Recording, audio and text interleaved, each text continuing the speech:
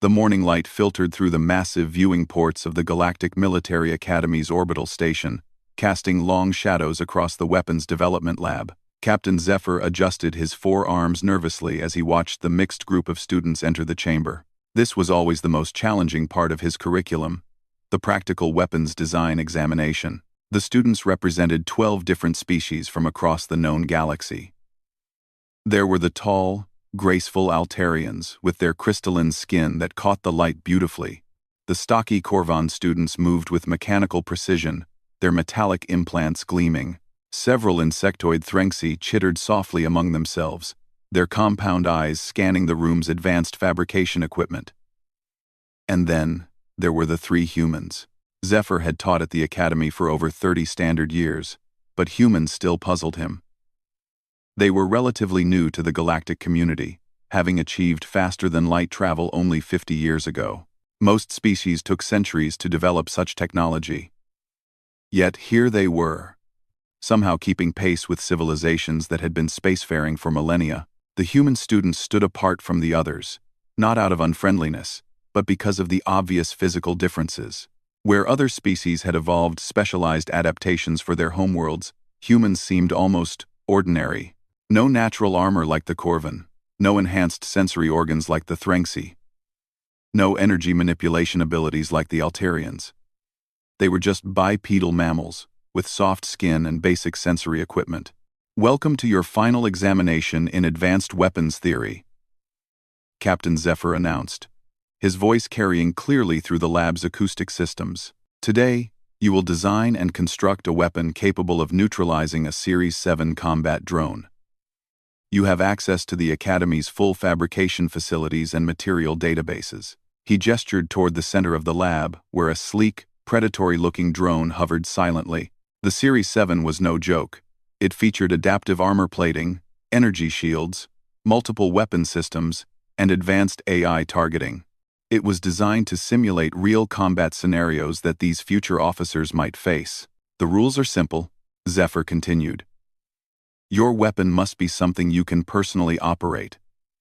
No automated systems, no AI assistance. Pure skill and engineering. You have 6 standard hours. The testing will begin immediately afterward. The students scattered to different workstations, their minds already racing through possibilities. Zephyr watched with interest as various approaches emerged. The Corvan students immediately began designing energy weapons, their mechanical nature giving them an intuitive understanding of power systems and beam focusing. The Threnxi worked on elaborate projectile systems, their hive-mind connection allowing them to collaborate on complex multi-part designs. The Altarians started crafting weapons that could channel their natural energy manipulation abilities. But the humans, they were doing something different. The first human student, Marcus Chen, began designing what appeared to be an enhanced railgun. His approach was methodical and practical, focusing on magnetic acceleration principles that were well established in human military doctrine. Zephyr nodded approvingly. It was a solid, if unimaginative, choice. The second human, Dmitry Volkov, took a more aggressive route. He started fabricating what looked like an explosive device, probably intended to overwhelm the drone's defenses through sheer destructive force. Again, very human, direct, and forceful. Then there was Sarah Mitchell. Zephyr found himself returning to observe her workstation repeatedly. While her classmates accessed the Academy's advanced material synthesizers and energy manipulation tools, Sarah was working with something far more primitive. She had requisitioned a selection of natural materials: wood, metal fibers, synthetic sinew, and what appeared to be basic polymer composites. Cadet Mitchell.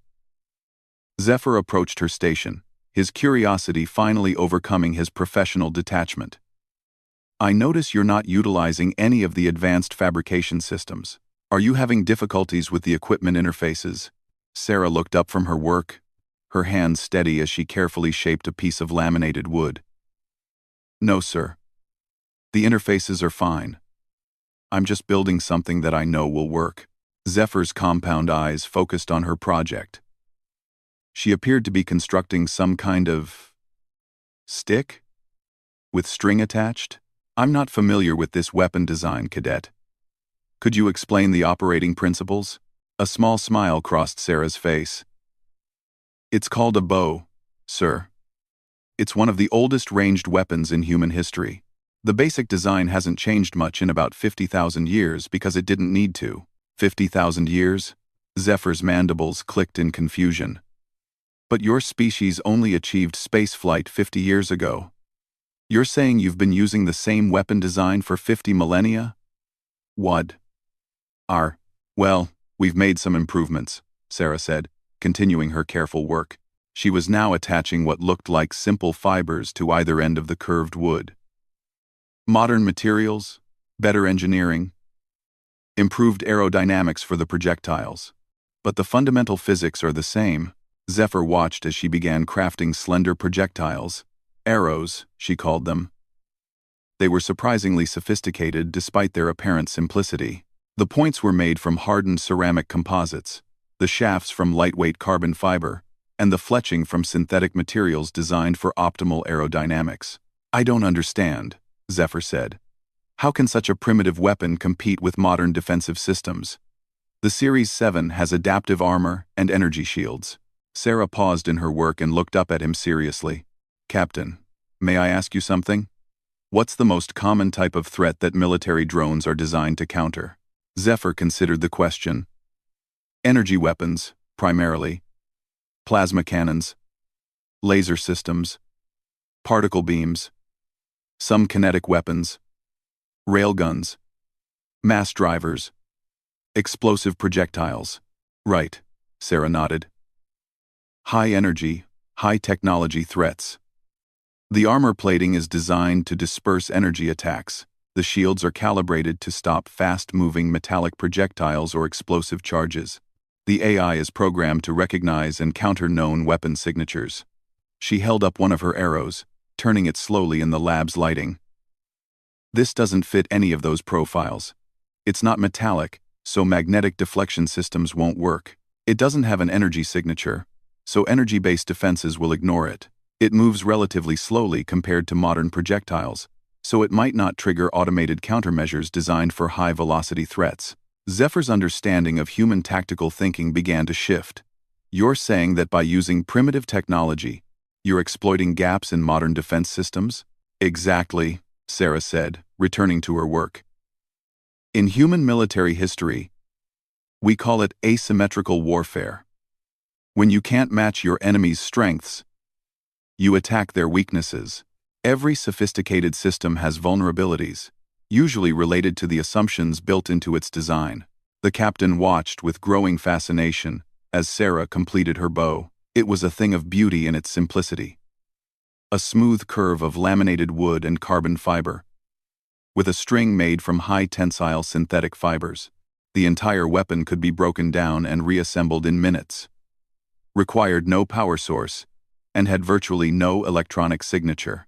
The other advantage, Sarah continued, now testing the bow's draw weight, is that this weapon system has been perfected through millennia of actual combat use. Humans used bows to hunt everything from small game to massive predators. We used them in warfare against other humans who were actively trying to develop countermeasures.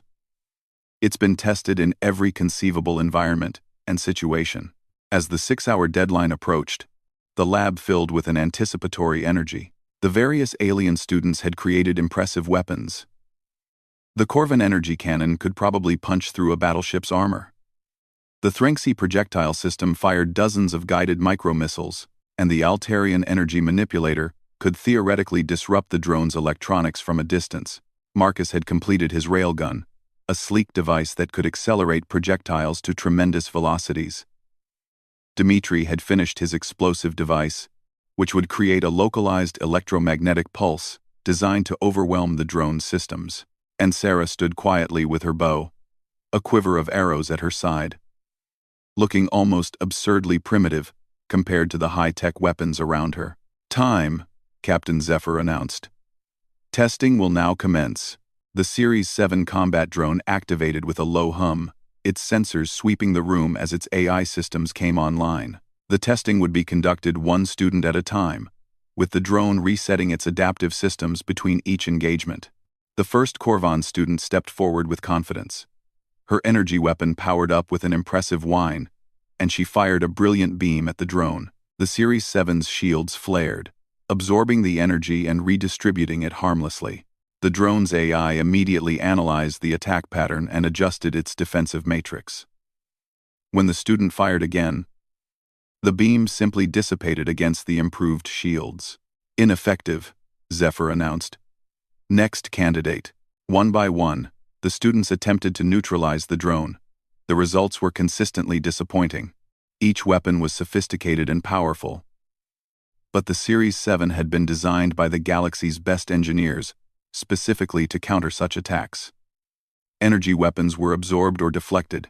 Kinetic weapons were stopped by adaptive armor or point defense systems. The explosive devices were contained by emergency shielding. Marcus stepped forward with his railgun. The weapon charged with a high-pitched whine, and he fired a tungsten projectile at tremendous velocity. The drone's point defense lasers managed to vaporize it just meters from impact. Dimitri's EMP device created an impressive light show, but the drone's hardened electronics continued functioning normally. Finally, it was Sarah's turn. She walked forward calmly, her bow held loosely in one hand. The testing arena seemed almost absurd. A primitive weapon against one of the most advanced pieces of military hardware in the galaxy. Cadet Mitchell, Zephyr announced. You may begin when ready. Sarah nocked an arrow, drew the string back smoothly, and took aim. The movement was fluid, practiced, almost meditative. Around the observation area, her classmates watched with expressions ranging from confusion to barely concealed amusement. The Series 7 drone hovered in the center of the arena, its sensors scanning Sarah and her weapon. The AI was clearly puzzled. It detected no energy signature, no electronic systems, no recognized threat profile. Its defensive systems remained in standby mode. Sarah released the arrow. The projectile arced through the air with a soft whistle, following a ballistic trajectory that seemed almost lazy compared to the high-velocity weapons that had preceded it. The drone's sensors tracked its approach, but its threat assessment algorithms couldn't classify it as dangerous. No magnetic signature, no energy emission, no explosive payload detected. The arrow struck the drone's central chassis with a sharp crack. For a moment, nothing happened. Then sparks began to fly from the impact point. The Series 7 wobbled in the air as its stabilization systems fought to compensate for an unexpected asymmetrical load. The arrow had punched through a gap in the armor plating and severed several critical data cables. The drone's systems began failing in cascade. Without proper sensor coordination, its defensive systems turned on each other. The AI, designed to handle sophisticated cyber attacks, couldn't comprehend a simple physical disruption to its hardware. With a final electronic wail, the Series 7 combat drone crashed to the arena floor. The lab fell silent. Captain Zephyr stared at the fallen drone, then at Sarah, then back at the drone.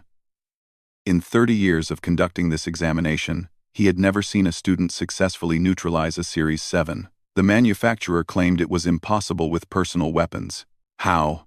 He finally managed to ask. Sarah walked over to examine the drone, retrieving her arrow from the wreckage. The armor plating was designed to stop high-energy impacts and disperse force across a wide area. But there's always been a weak point where the sensor array connects to the main chassis. They needed to leave gaps for data cables and cooling systems. A precisely placed, low-velocity projectile could potentially reach those systems if it hit at exactly the right angle. She held up the arrow, its ceramic tip now chipped but intact. I've been practicing archery since I was 7 years old, Captain. On Earth, we have competitions where people can consistently hit targets smaller than a coin at distances much greater than this. The human eye and nervous system, when properly trained, can achieve remarkable precision. Zephyr looked around at the other students, all of whom were staring at Sarah with new respect. You're saying that your success was based on practice? Training? Not superior technology? Exactly, Sarah nodded. Humans learned long ago that the person using the weapon is usually more important than the weapon itself. You can have the most advanced technology in the galaxy, But if you can't apply it effectively, it's useless. And sometimes, the most effective solution is also the simplest one. The captain's mind was reeling. Everything he thought he understood about human military doctrine was being challenged. But surely modern warfare has moved beyond such primitive approaches? Sarah's expression grew serious. Captain, may I tell you about the siege of Stalingrad? Or the Battle of Thermopylae? Or any of 1,000 other conflicts where technologically inferior forces defeated superior ones through superior tactics, training, and determination? She gestured toward her bow. This weapon represents more than just a tool. It represents 50,000 years of human innovation. Not in making things more complex, but in making them more effective.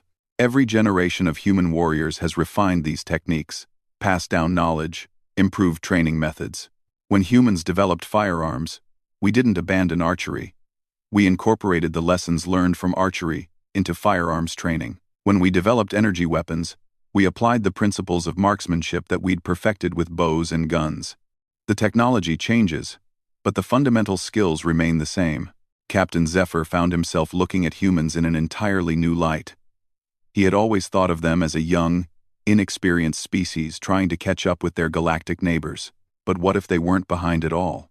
What if they had been perfecting the art of warfare for far longer than any other known species? Class dismissed, he said quietly. Cadet Mitchell, please remain behind. I believe we have much to discuss. As the other students filed out, chattering excitedly about what they had witnessed, Sarah stood patiently beside the wreckage of the drone.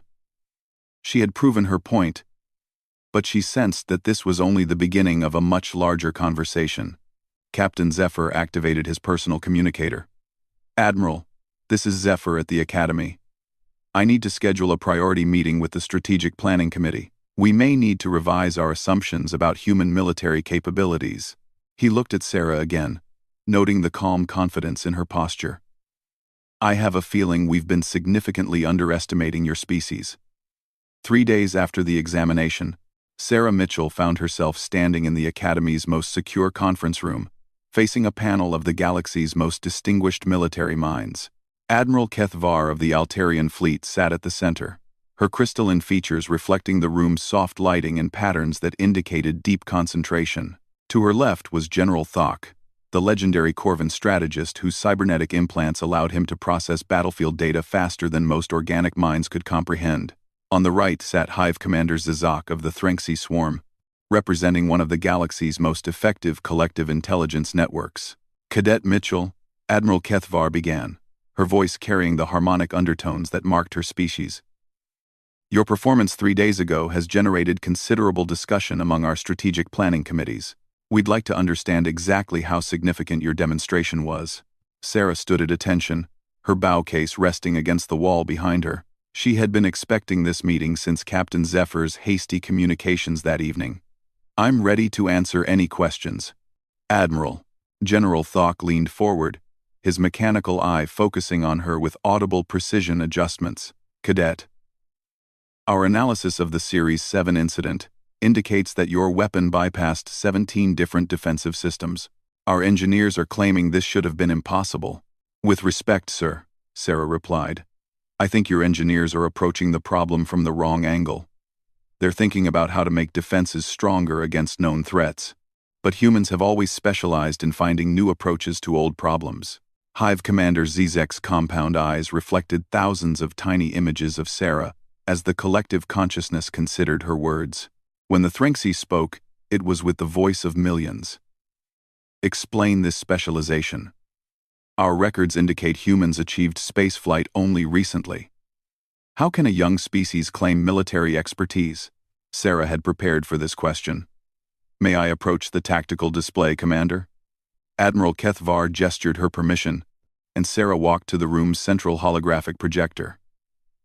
With practiced efficiency, she called up a star map showing Earth's location relative to the galactic community. Earth is what we call a death world, Sarah began. Our planet has been trying to kill everything living on it for 4 billion years. Ice ages, volcanic eruptions, asteroid impacts, massive predators, diseases, natural disasters of every imaginable type. Life on Earth doesn't just survive. It has to constantly adapt, compete, and evolve just to stay alive. She manipulated the display to show Earth's surface. Humans evolved in this environment. We're persistence hunters. We're not the fastest or strongest predators, but we can outlast almost anything. More importantly, we've been in constant warfare with each other for our entire history. General Thock's mechanical components whirred softly. Warfare? Against your own species? Constantly, Sarah confirmed. Humans have never had a unified planetary government. We've always been divided into competing groups. Tribes, nations, empires, corporations. At any given time in human history, there have been dozens of active conflicts happening somewhere on our world. She called up historical data that made the alien officers shift uncomfortably. In the past 5,000 years alone, humans have fought over 10,000 documented wars. We've developed weapons ranging from simple clubs to nuclear devices capable of destroying entire continents. We've perfected tactics for every environment, every situation, every possible advantage or disadvantage. Admiral Kethvar's crystalline features darkened slightly, indicating concern. This level of internal conflict would typically destroy a species before they achieved spaceflight. How did you survive? Because we learned from every defeat, Sarah replied. When one group developed better weapons, others developed better armor. When someone created new tactics, their enemies created new counter-tactics. It's been an arms race lasting millennia. And it's made us very, very good at finding weaknesses in apparently superior forces. She highlighted specific examples on the display. Small groups of humans have repeatedly defeated much larger armies through superior tactics. We've learned to win when outnumbered, out-equipped, and fighting on hostile terrain. We've had to, because losing meant extinction. Hive Commander Zizek's voice carried undertones of alarm. Are you saying humans are a warrior species? Not exactly, Sarah said carefully. We're a survivor species. We fight when we have to. But we prefer to solve problems through innovation. The same drive that made us excellent warriors also made us excellent engineers, scientists, and explorers. We learned to adapt to any challenge, whether it was defeating an enemy army or surviving in space. She returned to her position before the panel. The bow demonstration wasn't about primitive technology defeating advanced defenses. It was about human tactical thinking. We saw a problem, a heavily defended target, and we found an unconventional solution that exploited the defender's assumptions. General Thock's cybernetic systems processed this information visibly, lights flickering across his skull implants. Our military doctrine assumes rational actors using optimal strategies. You're describing deliberately suboptimal approaches that succeed through unpredictability. Exactly, sir. Human military philosophy recognizes that there's no such thing as an optimal strategy in isolation. Every tactic has counters. Every defense has weaknesses. So instead of trying to build perfect weapons or perfect defenses, we focus on adaptability and creative problem-solving. Admiral Kethvar stood and began pacing, her crystalline form casting shifting patterns of light around the room. This has concerning implications for galactic security. If humans can consistently find unexpected solutions to military challenges, it suggests our current defensive strategies may be inadequate. It's more complex than that, Admiral, Sarah said. Humans don't just break things. We also build them. Our adaptability works both ways. We're very good at creating robust systems because we understand how to attack them. She gestured toward the window, where the Academy's massive structure was visible against the starfield. This station, for example, human engineers would have designed it differently. We would have assumed that everything could and would be attacked. And we would have built in multiple redundancies, unexpected defenses, and adaptive responses. Hive Commander Zizek's collective voice grew curious. Describe these differences. Sarah considered her words carefully. She was walking a fine line between demonstrating human capabilities and revealing potential military weaknesses in galactic infrastructure. Human defensive philosophy assumes that attackers will be creative, persistent, and willing to accept losses to achieve their objectives. So we don't just build strong defenses, we build defenses that can adapt to unexpected attacks. For example, she continued, this station's primary defense appears to be its heavy armor and powerful weapons. Very logical against conventional attackers. But humans would also include systems to handle unconventional threats, infiltrators, saboteurs, attackers using unexpected vectors or weapons. General Thok leaned back, his mechanical components humming with increased activity. You're suggesting our defenses are fundamentally inadequate? I'm suggesting they're optimized for threats that think the same way their designers do, Sarah replied diplomatically. Against most galactic species, they're probably excellent. But humans approach problems differently because our evolutionary history forced us to. Admiral Kethvar returned to her seat, her crystalline features now showing patterns Sarah had learned to associate with deep thought. Cadet Mitchell, I'm going to ask you a hypothetical question. If humans were to encounter a hostile alien species with superior technology, how would your people respond? Sarah took a deep breath. This was clearly a test, possibly with significant implications for humanity's place in the galactic community. Admiral, humans have a saying. If you find yourself in a fair fight, you've made a tactical error. We would never try to match a technologically superior enemy on their terms. Instead, we would look for asymmetrical approaches. We'd study their psychology, their history, their assumptions about warfare. We'd look for weaknesses in their supply lines, their command structure, their technology. We'd try to turn their strengths against them. She paused, then added, but more importantly, we'd try to understand why they were hostile. Humans have learned that the best victory is often preventing the fight from happening at all. Most conflicts have underlying causes that can be addressed through negotiation, trade, or mutual understanding. Hive Commander Zach's compound eyes focused intently on her. And if negotiation failed, then we'd fight, Sarah said simply. But we'd fight smart, not hard. We'd use weapons and tactics they weren't prepared for. We'd target their weaknesses instead of attacking their strengths, and we'd keep adapting our approach until we found something that worked. The room fell silent as the three senior officers exchanged glances. Their expressions were unreadable, but Sarah could sense the weight of their consideration. Finally, Admiral Kethvar spoke. Cadet Mitchell, how much of this tactical philosophy is known to your human classmates? Most of it, Admiral. It's taught in our basic education systems. Human children learn about military history, tactical thinking, and strategic planning as part of their normal curriculum. We consider it essential knowledge for survival. General Thok's cybernetic systems flickered rapidly. You're saying every human has basic military training? Not military training exactly, sir, but military awareness.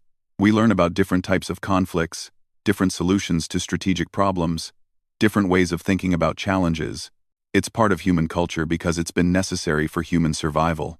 Sarah hesitated, then decided to be completely honest. Admiral, I should mention that I'm not considered particularly exceptional among humans. Most of my classmates could have achieved similar results if they'd chosen to use traditional human weapons and tactics. We just don't usually do so because we're trying to fit into galactic military doctrine. The implications of this statement hung heavy in the room. If an ordinary human cadet could defeat systems designed to be impregnable, what could human military specialists accomplish? Admiral Kethvar stood again, her decision apparently made. Cadet Mitchell, I'm authorizing a new research project. We want to understand human tactical thinking in detail. You'll be working with a team of our best strategic analysts to document human military philosophy and evaluate its applications to galactic defense scenarios. Additionally, General Thok added, we'll be requesting detailed information about human weapon systems, training methods, and strategic doctrines. This information will be classified at the highest levels and used only for defensive planning. Hive Commander Zach's collective voice carried undertones of concern. We must also consider the implications for galactic stability. If other species learn about human capabilities, it could trigger an arms race or preemptive conflicts. Admiral Kethvar nodded gravely. Agreed. This information will be restricted to senior command staff only. Cadet Mitchell, you'll be transferred to a special projects division working directly under my authority. Your assignment is to help us understand not just how humans fight, but how they think about fighting. Sarah felt the weight of responsibility settling on her shoulders. She had demonstrated human capabilities to prove a point about tactical thinking, but now she realized the demonstration had revealed far more than she intended. "Admiral," she said carefully, "I should point out that humans are also very good at cooperation and alliance building. Our history of conflict taught us the value of peace and mutual support. We're not inherently aggressive, we're just very good at surviving." "That may be the most important thing you've told us today, Cadet," Admiral Kethvar replied. "A species that understands both war and peace is exactly what the galaxy needs in uncertain times." As the meeting concluded and Sarah gathered her equipment, she reflected on the strange turn her life had taken. She had come to the Academy to learn about galactic military science, but instead, she was about to teach it. The bow demonstration had been intended to show the value of simplicity and precision, but it had revealed the depth of human tactical thinking. She strapped her bow case to her shoulder and headed for her new assignment, wondering what other surprises human military philosophy might hold for her galactic colleagues. The galaxy was about to discover that humans brought more than just enthusiasm to the cosmic community. They brought 50,000 years of hard-won wisdom about survival, adaptation, and the art of turning disadvantage into victory. In the conference room behind her, the three senior officers continued their discussion in hushed tones, already beginning to reshape their understanding of galactic military doctrine around the uncomfortable realization that one of their newest member species might also be one of their most formidable. 6 months later, the Galactic Defense Council found itself facing its worst nightmare. The hegemony, a militant alliance of several aggressive species from the galaxy's outer rim, had declared war on the established galactic order. Their fleets were massive, their technology was advanced, and their tactics were ruthlessly efficient. Most disturbing of all, they had been studying galactic military doctrine for decades and had developed specific countermeasures for every known defensive strategy. Admiral Kethvar stood in the Council's primary war room, surrounded by holographic displays showing the deteriorating strategic situation. Red markers indicated hegemony fleet positions, advancing steadily toward the galaxy's core worlds. Blue markers showed the scattered remnants of defense forces that had attempted to stop them. "Status report," she commanded, her crystalline features reflecting the ominous red glow of the tactical displays. General Thok's cybernetic systems processed incoming data streams with visible strain. "Admiral, we've lost contact with the 7th Fleet. Last transmission indicated they were overwhelmed despite having superior firepower. The hegemony forces appear to have anticipated our standard battle formations and developed specific counters for each one." Hive Commander Zizak's collective voice carried the distress of millions. "Our intelligence networks report similar patterns across all engagement zones. The enemy has studied our tactics extensively. They know how we fight, how we think, how we respond to different threats. We are fighting an enemy that understands us better than we understand ourselves." Admiral Kethvar felt the weight of responsibility crushing down on her shoulders. The galactic community had enjoyed peace for centuries, relying on their technological superiority and coordinated defense strategies, but the hegemony had turned those very advantages against them. "Admiral," a communications officer called out, "priority transmission from Special Projects Division." The holographic display shifted to show Sarah Mitchell, now wearing the insignia of a special tactical advisor. Over the past 6 months, she had been working with the galaxy's best strategic minds to document human military philosophy. The project had been fascinating from an academic standpoint, but now it had taken on desperate urgency. "Admiral," Sarah said without preamble, "I've been analyzing the hegemony's tactics based on the battle reports. I believe I understand what they're doing, and I think I know how to stop them." "Explain," Admiral Kethvar ordered. Sarah's image gestured toward data displays that appeared alongside her transmission. "The hegemony is using conventional galactic military doctrine against us. They've studied our standard formations, our preferred weapon systems, our typical responses to different scenarios. Essentially, they're fighting us the way we taught them to fight. General Thawk's mechanical components whirred as he processed this information. Are you suggesting we've been responsible for our own defeats? In a way, yes, Sarah replied. Galactic military doctrine is very logical and efficient. It's based on optimal uses of superior technology and coordinated tactics. The problem is that it's also predictable. When everyone follows the same strategic principles, an enemy who understands those principles can prepare specific countermeasures. Hive Commander Zizak's collective voice grew urgent. Then how do we adapt? Our military doctrine has been developed over centuries. It represents the accumulated wisdom of dozens of species. That's exactly the problem, Sarah said. You've optimized for fighting enemies who think the same way you do. But the hegemony isn't playing by your rules anymore. They're using your own sophistication against you. Admiral Kethvar leaned forward intently. What are you proposing? Sarah's expression grew serious. Admiral, I'm proposing we stop fighting like galactic citizens and start fighting like humans. We need to abandon conventional tactics and embrace asymmetrical warfare. The war room fell silent. The concept of deliberately abandoning their proven military doctrine seemed almost heretical to officers who had devoted their careers to perfecting it. Elaborate, Admiral Kethvar said finally. Humans have a concept called doctrinal flexibility, Sarah explained. Instead of having one optimal way to fight, we maintain dozens of different tactical approaches. When one doesn't work, we try another. When the enemy adapts to our tactics, we change them completely. She highlighted specific examples on the tactical display. Look at the hegemony's advance pattern. They're moving in standard formation because they expect us to respond with standard counterformations. But what if we didn't? What if we used completely unexpected approaches? General Thawk's cybernetic systems flickered rapidly. You're suggesting we abandon proven tactical doctrine in favor of untested human methods. I'm suggesting we use the same approach that allowed a primitive bow to defeat an advanced combat drone, Sarah replied. We find the gaps in their assumptions and exploit them. Sarah manipulated the holographic display, showing potential alternative tactics. For example, the hegemony fleets are configured to fight large-scale battles against organized resistance. They have heavy armor, powerful weapons, and sophisticated defensive systems. But what if we didn't give them the large-scale battles they're prepared for? Human military history is full of examples where small, mobile forces defeated much larger armies by refusing to fight on the enemy's terms. We call it guerrilla warfare, harassment tactics, strategic mobility.